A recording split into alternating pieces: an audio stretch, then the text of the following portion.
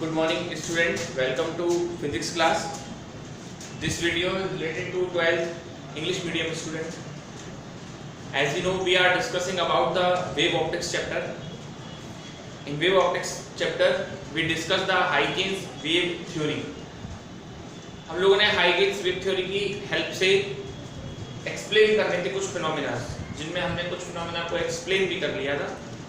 For example हमने क्या क्या एक्सप्लेन कर लिया था, जिसमें हमने एक्सप्लेन कर लिया था एक्सप्लेनेशन ऑफ रिफ्लेक्शन. हमने रिफ्लेक्शन को उसमें एक्सप्लेन कर लिया था, और एक्सप्लेनेशन ऑफ रिफ्रैक्शन भी हमने आपको बताया था, जिसमें हमने आपको जो रिफ्रैक्शन समझाया था वो समझाया था refraction when light ray travel from rare medium to denser medium. आज हम रिफ्लेक्शन को ही एक्सप्लेन करेंगे, लेकिन कंडीशन दूसरी है. अब लाइट रे डेंसर मीडियम से रेयर मीडियम में चाहिए. ओके, तो आइए देखते हैं.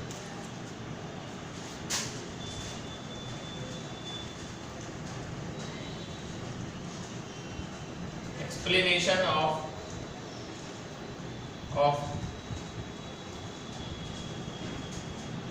रिफ्रैक्शन through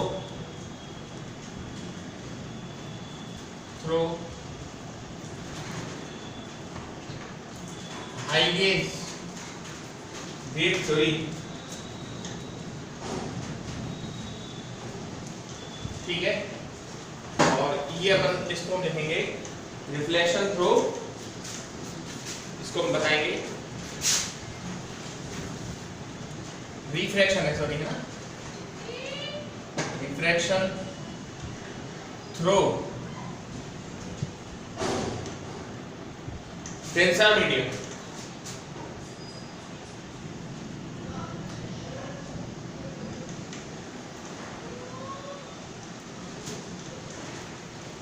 ठीक है, देखिए कोई कल की तरह डायग्राम है सारा कुछ. जैसे आपकी एक्स वाई एक रिफ्लेक्टेड सरफेस है, ये आपका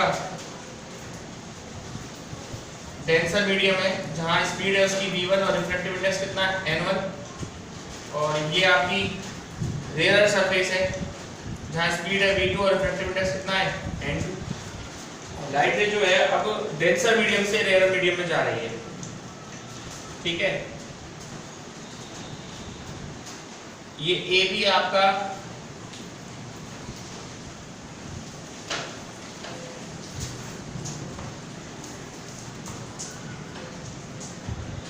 ये आपका इंसिडेंट प्लेन वेव फ्रंट है.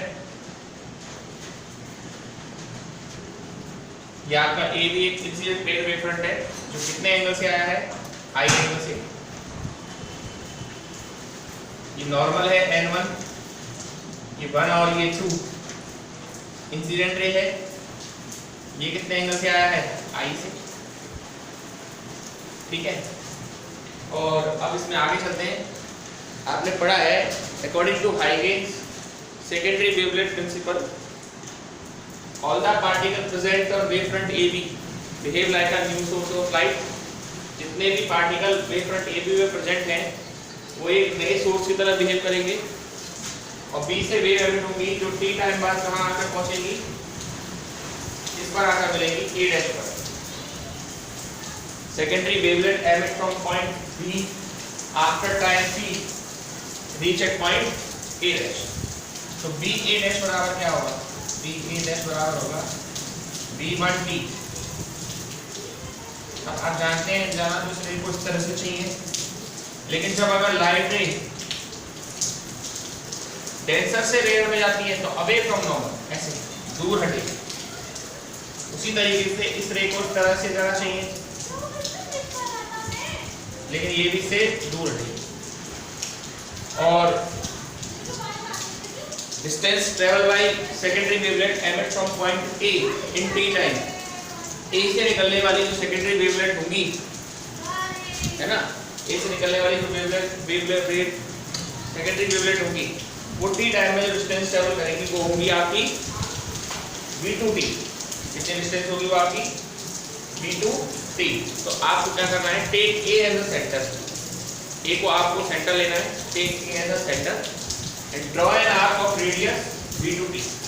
ए को सेंटर मानते हुए v2t रेडियस का आर्क लगाना है। Thus you receive a point b dash। इस तरह से आपको पॉइंट मिलेगा b dash। Thus you receive a point b dash।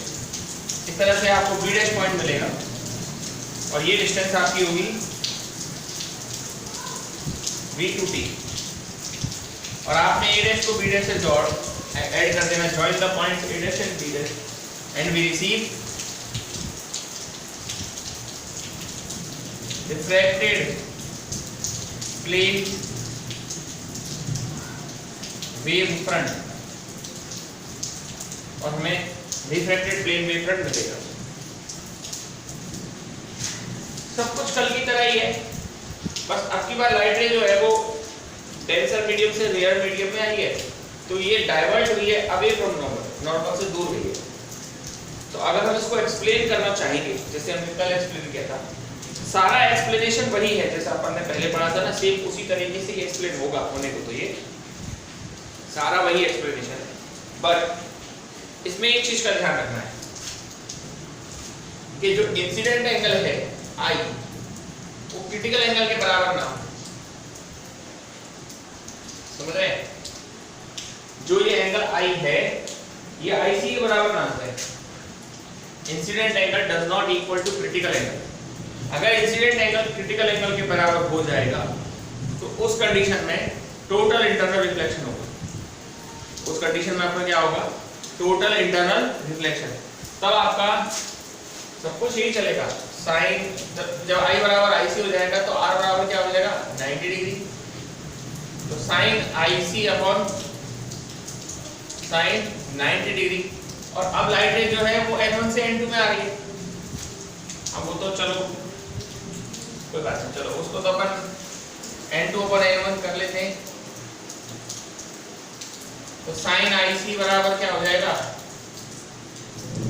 n2 पर ये तो जब है जब TIR होगा, यानी टोटल इंटरनल रिफ्लेक्शन। कोशिश तो ये करनी है कि यहां तक ना पहुंचे, मतलब I बराबर आईसी ना हो। समझ रहे हैं ना? I बराबर आईसी होने पर थोड़ा मामला गड़बड़ा जाता है। उस कंडीशन में टोटल इंटरनल रिफ्लेक्शन होता है जो सही नहीं है। उस कंडीशन में रिफ्लेक्शन को थोड़ी हम समझा पा रहे हैं, हम तो फिर TIR पे आ रहे हैं। ठीक है ना? तो ये एक इसका ध्यान रखने वाली बात थी। एक बार आप उसको देख लीजिए।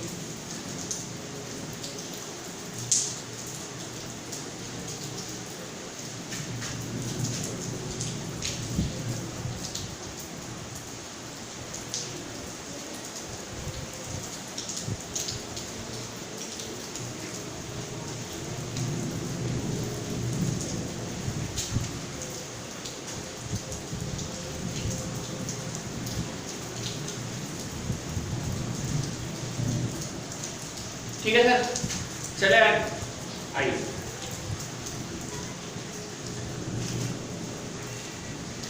एक छोटी सी बात और बतानी थी, उसको भी देख लीजिए। देखिए ये रेयर मीडियम है और रेयर मीडियम में कितनी डिस्टेंस ट्रेवल हो रही है? v1t। एक तरह से वो उसकी वेवलेंथ हो गई। तो रेयर मीडियम में वेवलेंथ लैम्डा 1 बराबर क्या होगा? v1t। ठीक। इसी तरीके से डेंसर मीडियम में जो वेव चल रही है उसकी वेवलेंथ हो गई लैम्डा 2 बराबर v2t। भाई ये डिस्टेंस होती है एक्चुअलिटी में वेव की लेंथ तो होती है, तो रेयर मीडियम में हो गई v1t और डेंसर मीडियम में हो गई v2t। आप डिवाइड कर दो, लैम्डा 1 अपॉन लैम्डा 2 बराबर v1t अपॉन v2t कैंसिल, तो v1 upon lambda 1 equal to v2 upon lambda 2। और अगर कोई तीसरा केस भी होता तो फिर v3 अपॉन लैम्डा 3, कोई चौथा भी होता तो v4 upon lambda 4। v upon lambda actuality में फ्रीक्वेंसी होती है। क्या होती है? आपकी फ्रीक्वेंसी होती है। तो आप कह सकते हैं क्या कि रिफ्रैक्शन में आपकी फ्रीक्वेंसी जो है वो चेंज नहीं होती, फ्रीक्वेंसी रिमेन अनचेंज इन रिफ्रैक्शन। रिफ्रैक्शन के फिनोमेना में आपकी फ्रीक्वेंसी जो है वो चेंज नहीं होती। ये आपका सिस्टम है इसका, ठीक है। तो वैसे भी अपन को पता होना चाहिए कि रिफ्रैक्शन जैसे फिनोमेना में चेंज नहीं होती, ठीक है। आइए चलिए फिर आगे चलते हैं।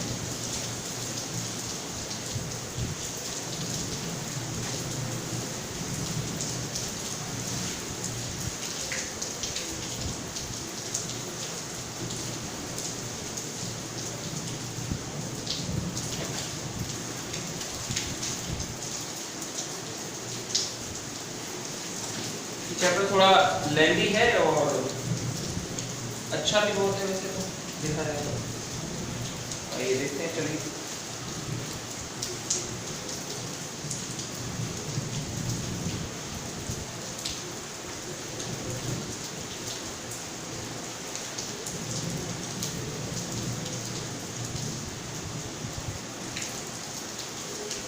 ओके, न्यूमेरिकल के नाम पर तो इस चैप्टर में मात्र 7 ही न्यूमेरिकल है, कोई ज़्यादा है नहीं। और अभी तक तो हम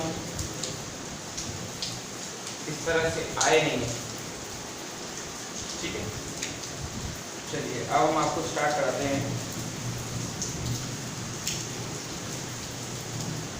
refraction, sorry interference of light.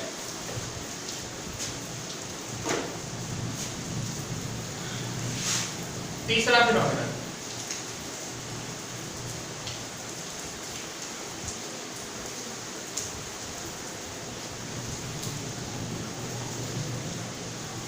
Interference of light, ठीक है। इंटरफेरेंस ऑफ लाइट क्या होता है मैं बता दूं आपको। देखिए ये भी एक ऑप्टिकल फिनोमेना है। When two or more than two light source, है ना, डेफिनेशन समझ आए। When two or more than two light source, two light wave of almost equal amplitude and equal frequency, इसका एम्पलीट्यूड ऑलमोस्ट इक्वल हो and equal frequency are propagated in same direction and superimposed on each other, then some point of medium resultant intensity is maximum and some point of the medium resultant intensity is minimum. This is known interference of light. जब दो या दो से ज्यादा light wave जिनका amplitude हम जानते हैं मैक्सिमम डिस्प्लेसमेंट होता है फ्रॉम मीन पोजीशन, जिनका एम्पलीट्यूड लगभग सेम है बट फ्रीक्वेंसी एकदम सेम है। Amplitude almost equal but equal frequency है, फ्रीक्वेंसी एकदम इक्वल है। Are propagate in same direction, जो सेम डायरेक्शन में क्या जा रही है, आगे जा रही है। Are propagate in same direction and superimposed on each other, और क्या हो रही है, ये एक दूसरे पर सुपर इम्पोज्ड हो रही है। सेम डायरेक्शन में जा रही है और एक दूसरे पर क्या हो रही है, सुपर इम्पोज्ड हो रही है। Then some point of the medium, तो मीडियम के कुछ पॉइंट्स पर resultant intensity maximum and some point of the medium resultant intensity minimum. कुछ जगहों पर जो मीडियम, जो वेव की रिजल्टेंट वेव जो आएगी उसकी जो इंटेंसिटी होगी मैक्सिमम होगी, और कुछ जगहों पर इंटेंसिटी आपकी क्या होगी, मिनिमम होगी। This is known interference of light. इसको हिंदी में बोलते हैं व्यतिकरण, बड़ा अजीब सा नाम है हिंदी में, इंग्लिश में इसको इंटरफेरेंस बोलते हैं। और ये दो तरह का होता है, constructive and destructive.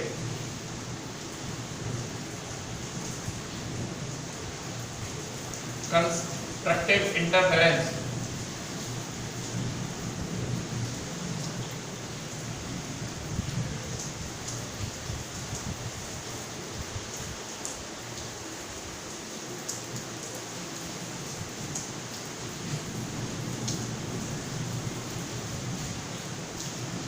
Constructive interference तो वही होता है, the point of medium at which resultant amplitude and intensity is maximum. Medium का वो पॉइंट जहां पर रिजल्टेंट एम्पलीट्यूड और इंटेंसिटी दोनों ही मैक्सिमम होती हैं, उस कंडीशन पे अपन बोलते हैं कंस्ट्रक्टिव इंटरफेरेंस, है ना। और इस केस में मैं आपको बता दूं जहां कंस्ट्रक्टिव इंटरफेरेंस होगा वहां पर जो फेज डिफरेंस होगा फाई की वैल्यू वो या तो 0 होगी या 2 पाई होगी या 4 पाई होगी एंड सो ऑन 2n पाई होगी, जबकि जो वेवलेंथ होगी वो 0 होगी, लैम्डा होगी, 2 लैम्डा होगी and so on n lambda होगी। n की वैल्यू यहाँ 0 1 2 3 से स्टार्ट हुई। ये आपका कंस्ट्रक्टिव इंटरफेरेंस है। और दूसरा है आपका डिस्ट्रक्टिव इंटरफेरेंस।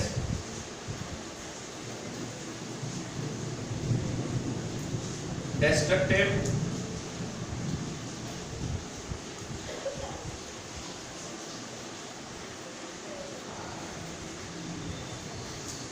स्पेलिंग सही लिखना, FRENCE, ठीक है।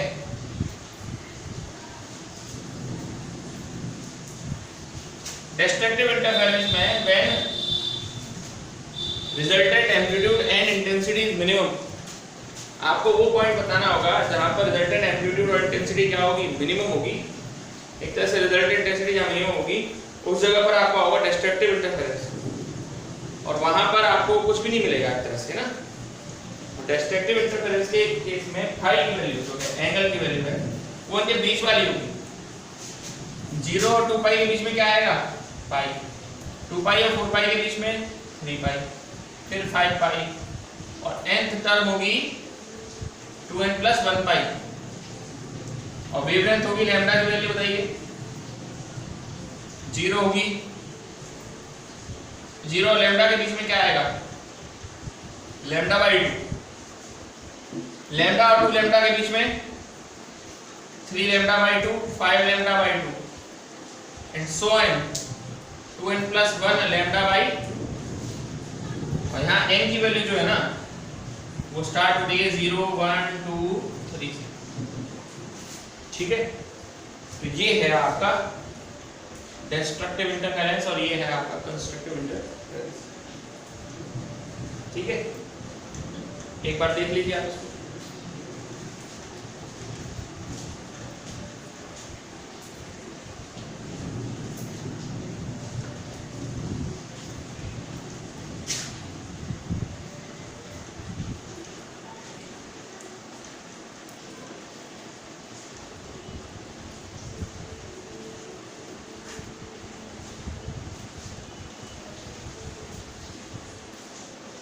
चलिए मैं आपको इसको थोड़ा सा ग्राफिकली समझाता हूँ।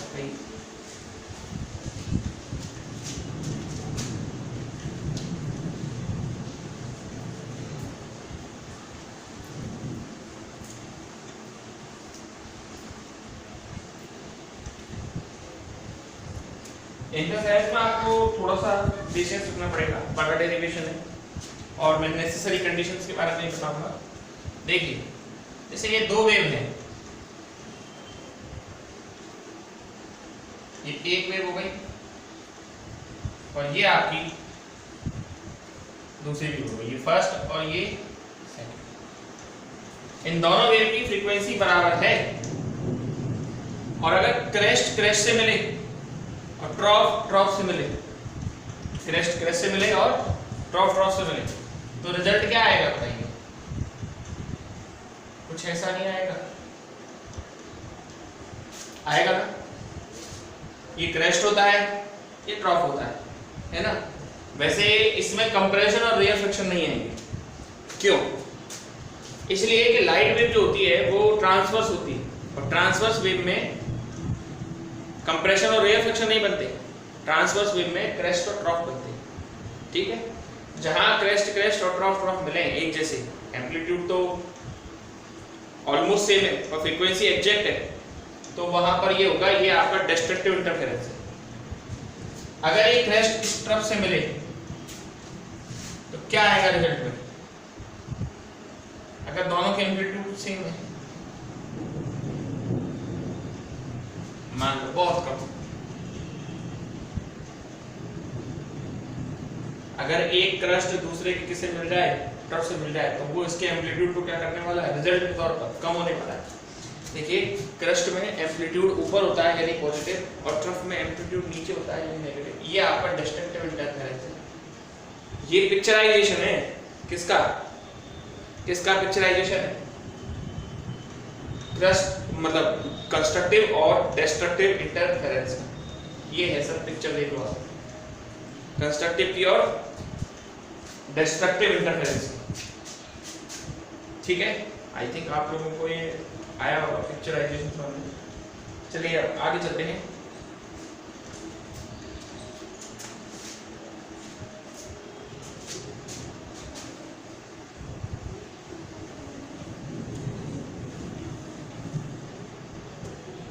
Necessary condition for interference. अब हमको बताना है इंटरफेरेंस की कौन कौन सी ऐसी कंडीशन है जो नेसेसरी है, यानी आवश्यक शर्त है कि ये तो कम से कम इंटरफेरेंस में होना ही चाहिए। सबसे पहली बात, कम से कम ये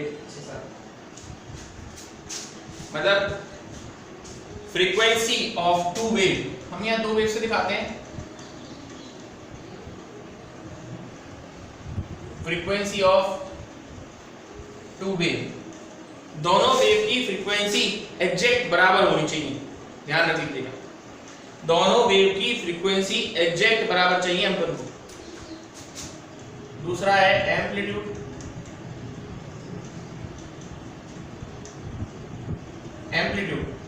एम्पलीट्यूड आपके बराबर नहीं हो फिर भी चलेगा, लेकिन ऑलमोस्ट इक्वल चाहिए।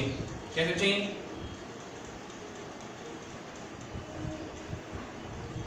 Almost equal. जैसे किसी वेव का एम्पलीट्यूड मान लीजिए 17 है तो दूसरे का 16 चल जाएगा, इवन 15 भी चल जाएगा। और ऐसा नहीं है एक का 17 हो और दूसरे का 11 हो, ज्यादा फर्क एम्पलीट्यूड में नहीं चलेगा। और हाँ, एम्पलीट्यूड अगर इक्वल भी है तो कोई दिक्कत नहीं है, समझ रहे हैं ना?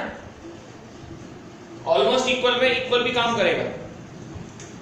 तीसरी बात ये डायरेक्शन।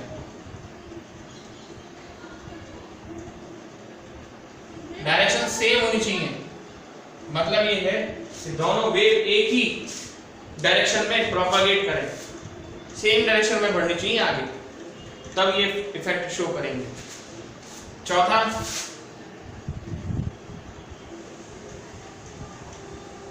हाँ जी, चौथा आपका है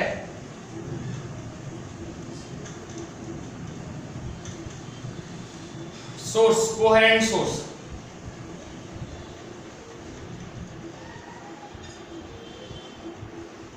कोहेरेंट सोर्स क्या होते हैं? देखिए, वो मैं इसको आगे डिटेल में पढ़ाऊंगा भी सही। अगर दो लाइट सोर्स के बीच में अगर if the path difference between two source remain unchanged with respect to time, अगर टाइम के साथ दो सोर्स के बीच का पाथ डिफरेंस या फेज डिफरेंस आपका चेंज ना हो तो लाइट सोर्स आपके क्या कहलाते हैं? कोहेरेंट सोर्सेस कहलाते हैं। ठीक है, तो सोर्सेस आपके कैसे होने चाहिए? कोहेरेंट सोर्स होने चाहिए, है ना? और पांचवा है पाथ डिफरेंस।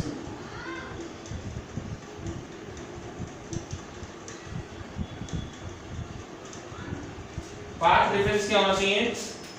देखिए, पाथ डिफरेंस ऐसा है कि अगर दो वेव के बीच में पाथ डिफरेंस है भी तो वो ज्यादा ना हो। पहली बात तो पाथ डिफरेंस, पहली बात तो ज्यादा होना नहीं चाहिए। अगर है भी तो वो ज्यादा नहीं होना चाहिए। ठीक है, और सॉरी 6 नंबर पे है जो लाइट सोर्स होने चाहिए, जो लाइट एमिट होनी चाहिए, जो लाइट सोर्स निकले, जो वेव निकलती है, जिस लाइट सोर्स से निकलती है वो सोर्स होना चाहिए मोनोक्रोमेटिक। लाइट जिस वेव सोर्स से एमिट होती है वो सोर्स आपका लाइट सोर्स कैसा होना चाहिए? मोनोक्रोमेटिक। मोनोक्रोमेटिक का मतलब होता है उससे केवल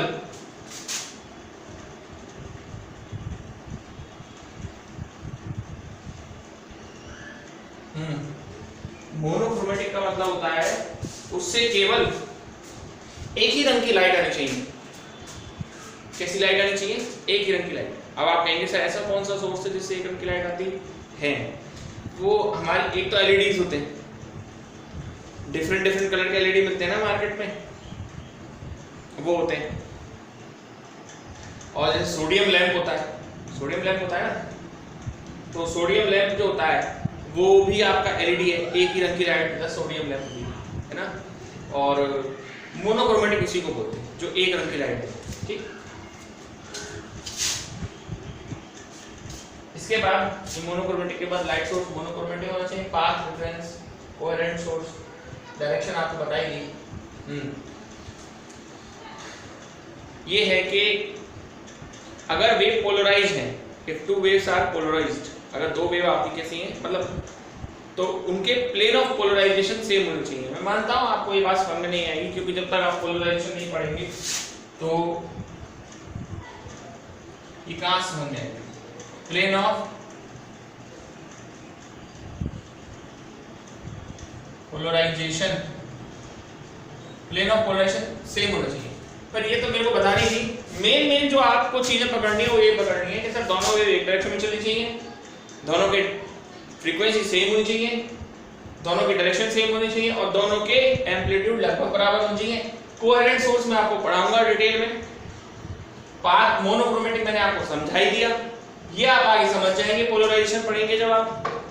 मोनोक्रोमेटिक का मतलब होता है ऐसा सोर्स होगा जिससे एक रंग की लाइट निकलेगी। इनके एग्जांपल है सोडियम लैंप, जो पहले वो लगते थे ना ऑरेंज कलर के लैंप, स्ट्रीट लैंप जिनको बोलते थे, वो मर्करी लैंप तो खैर, हाँ मर्करी लैंप भी मोनोक्रोमेटिक होता था। एलईडीज भी आपके मोनोक्रोमेटिक होते हैं, इनसे केवल एक ही कलर की लाइट निकलती है। तो ये एक बड़ा पार्ट है, ये बड़ा एक हिस्सा है, आप एक बार इसको देखिए फिर आगे चलते हैं।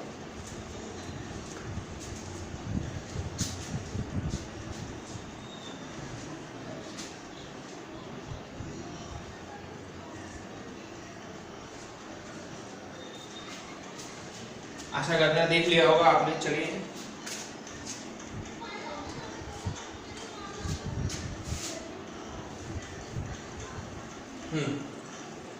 तो मेरा जो आज का लेक्चर रहा उसमें जो मेन चीज आपने पढ़ी, क्या पढ़ी? एक तो आपने पढ़ा रिफ्लेक्शन थ्रू डेंसर मीडियम, मतलब डेंसर मीडियम से आपने रिफ्लेक्शन पढ़ा। डेंसर मीडियम से रिफ्लेक्शन में कुछ भी चेंज नहीं था, वही सब कुछ था कि लाइट रे बस डेंसर से रेयर में आ रही थी। सिर्फ एक चीज का ध्यान रखना था कि इंसिडेंट एंगल क्रिटिकल एंगल के बराबर ना हो, क्योंकि अगर इंसिडेंट एंगल क्रिटिकल एंगल के बराबर हो जाएगा, if the incident angle is equal to the critical angle, तो उस कंडीशन में रिफ्लेक्शन नहीं होगा, उस कंडीशन में टोटल इंटरनल रिफ्लेक्शन हो जाएगा। एक तो इस बात का ध्यान रखना है। दूसरा एक तो ये, दूसरा ये है कि जो लाइट है, लाइट जो है वो आपकी, जो हमने बताया आपको इंटरफेरेंस बताया, इंटरफेरेंस हमेशा दो वेव के सुपर इंपोजिशन से ही होगा। ये अपन लोग 11th क्लास में वेव वाले चैप्टर में भी पढ़ाया अपन ने।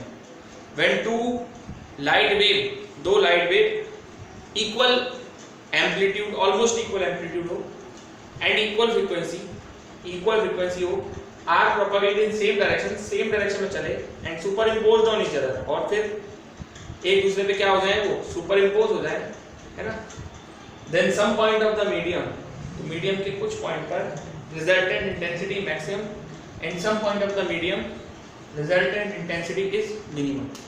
कुछ पॉइंट पर तो ये मैक्सिमम होगी और कुछ पॉइंट पर ये मिनिमम होगी, तो उस कंडीशन में आपका टोटल इंटरनल, वो sorry, some point of the medium resultant amplitude is maximum, some point of the medium resultant intensity is minimum। तो उसी जगह पे आपका क्या होगा, ये इंटरफेरेंस होगा। दो तरह का होता है ये, कंस्ट्रक्टिव और डिस्ट्रक्टिव।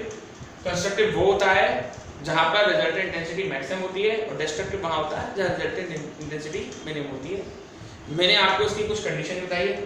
अब जो पढ़ाना है ना मुझे, वो पढ़ाना है मैथमेटिकल डेरिवेशन ऑफ इंटरफेरेंस। बड़ा है, काफी बड़ा है, आई थिंक कल का पूरा लेक्चर इसमें निकल जाएगा। और रही बात नोट्स की, तो देखो नोट्स का तो ऐसा है कि इससे रिलेटेड ऊपर वाला जो था ना रिफ्लेक्शन वाला, वो तो मैं आपको पोस्ट कर दूंगा। रही बात इंटरफेरेंस की, तो मैं जब इंटरफेरेंस को कंप्लीट करा दूंगा, कंप्लीट मतलब फुल लॉग, तब मैं उसके नोट्स आपको सेंड करूंगा, ठीक है। अभी तो मैं आपको जो नोट्स सेंड करने वाला हूँ वो आपको सेंड करूंगा किसके, अभी जो मैं आपको नोट्स सेंड करूंगा वो नोट्स सेंड करूंगा रिफ्लेक्शन थ्रू डेंसर मीडियम के, है ना। लेकिन जब आप इसको पढ़ लेंगे, कंप्लीट कर लेंगे, फिर मैं आपको जो नोट्स सेंड करने वाला हूँ, जो मतलब कल का जो लेक्चर पढ़ लेंगे, तो आज के नोट्स तो बहुत कम रहेंगे, लेकिन जो कल से हम जो लेक्चर स्टार्ट करेंगे मैथमेटिकल डेरिवेशन ऑफ इंटरफेरेंस, उसमें हम आपको एक साथ जब कंप्लीट करा देंगे फिर नोट्स आपको सेंड करेंगे। Okay, that's all for today.